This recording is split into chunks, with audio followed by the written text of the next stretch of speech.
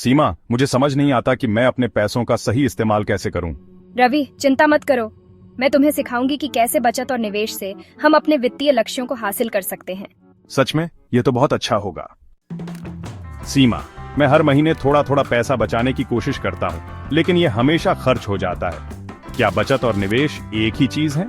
नहीं रवि, बचत का मतलब होता है पैसे को सुरक्षित रखना और निवेश का मतलब होता है उस पैसे को इस तरह लगाना कि वह बढ़े। तो क्या बचत करना ही काफी नहीं है? बिल्कुल नहीं, बचत पहला कदम है, लेकिन अगर तुम अपने पैसों को सही जगह निवेश नहीं करोगे तो महंगाई की वजह से उनकी कीमत कम हो जाएगी।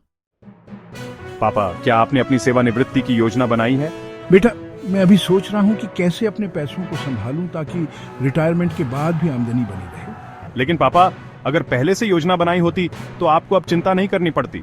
सीमा बता रही थी कि वित्तीय लक्ष्यों को समय के अनुसार विभाजित करना जरूरी होता है। हाँ बेटा, यह सही है।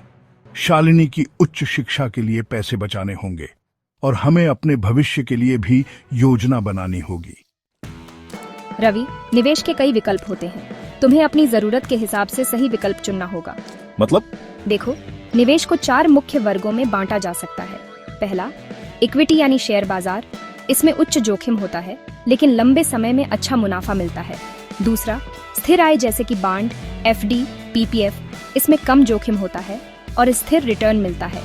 तीसरा, रियल एस्टेट, जमीन, घर या कमर्शियल प्रॉपर्टी में निवेश।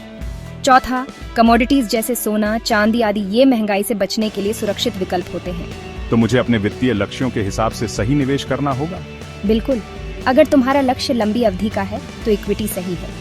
अगर जल्दी पैसों की जरूरत है तो फिक्स्ड इनकम बेहतर होगी।